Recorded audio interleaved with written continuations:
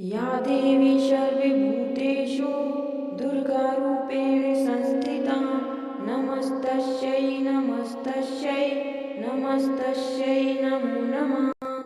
जय माता दी दोस्तों।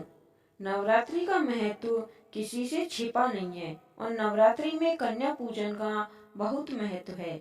ऐसे में अष्टमी और नवमी के दिन छोटी छोटी बच्चियों की चहल पहल देखने को मिल जाती है।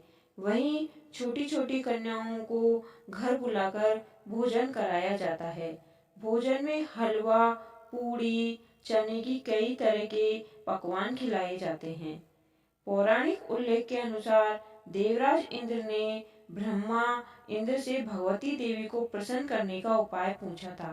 तब ब्रह्मा जी ने देवी को प्रसन्न करने के लिए कुमारी पूजन बताया था। इसलिए नवरात्रि में देवी माँ को प्रसन्न करने के लिए कन्या पूजन किया जाता है, जिससे घर में सुख शांति बनी रहती है।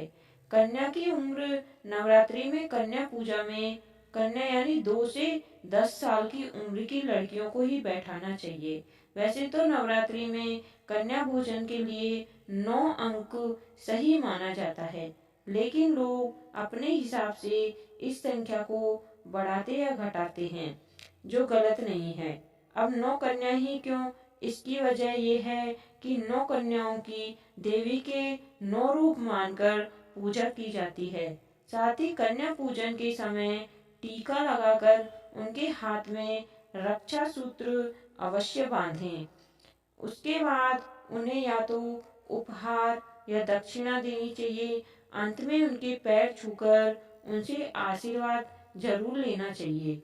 2 वर्ष की कन्या कुमारी, 3 वर्ष की कन्या त्रिमूर्ति, 4 वर्ष की कन्या कल्याणी, 5 वर्ष की कन्या रोहिणी, 6 वर्ष की कन्या कालिका, 7 वर्ष की कन्या चंडिका, 8 वर्ष की कन्या साध्वी, 9 वर्ष की कन्या दुर्गा तथा 10 वर्ष की कन्या सुभद्रा मानी जाती है।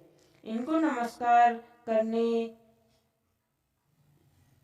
के बाद इनको उपहार में ये वस्तुएं अवश्य देनी चाहिए।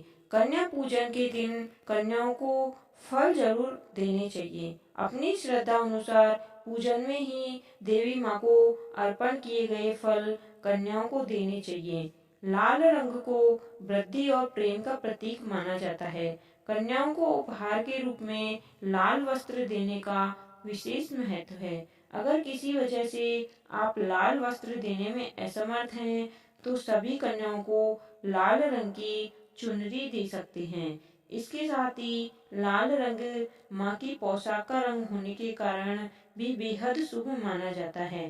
कन्या पूजन एवं भोजन में एक मिठाई अवश्य शामिल करें। अगर किसी वजह से आप मिष्ठान शामिल न कर सकें, तो घर में साफ सुथरे ढंग से बनाया हुआ सूजी या फिर आटे का हलवा भी माता को भोग लगाकर कन्याओं को खिला सकते हैं। कन्या पूजन के दिन कन्याओं को श्रृंगार सामग्री जरूर देनी चाहिए। Hair band, rubber band, small makeup kit, चूड़ियां, बिंदी वगैरह के रूप में पहले माता को अर्पित करनी चाहिए और उसके बाद कन्याओं को देनी चाहिए। कन्याओं द्वारा ग्रहण की गई श्रृंगार सामग्री शीघ्र देवी माँ द्वारा स्वीकार कर ली जाती है।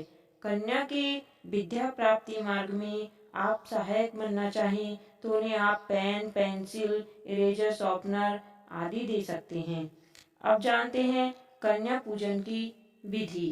कन्या पूजन में कन्या जिस स्थान पर बैठने वाली होती हैं, वहाँ की सफाई अच्छे से कर लेनी चाहिए। सबसे पहले कन्याओं के दूध से पैर धोने चाहिए। चरण पूजा में अक्षत, पुष्प और कुमकुम का प्रयोग करें। इसके बाद भगवती का ध्यान करते हुए माँ दुर्गा को भोग लगाएं, फिर कन्या को भोजन करवाएं। सबको खाने के लिए प्रसाद देना चाहिए। अधिकतर लोग इस दिन प्रसाद के रूप में हलवा पूरी देते हैं। जब सभी कन्याएं खाना खा ले तो उन्हें दक्षिणा अर्थात उपहार स्वरूप कुछ देना चाहिए। फिर सभी के पैर को छूकर आशीर्वाद लें। इसके बाद इन्हें सम्मान से विदा करनी चाहिए। कन्या पूजन में सावधानियाँ। अपनी श्रद्धा और भावना में बिल्कुल भी कमी ना रखें। हर एक कन्या को साक्षात देवी माँ दुर्गा साक्षात है, ये पूर्ण विश्वास बनाए रखें। कन्या को बासी भोजन न कराएं और दक्षिणा व उपहार अवश्य दें।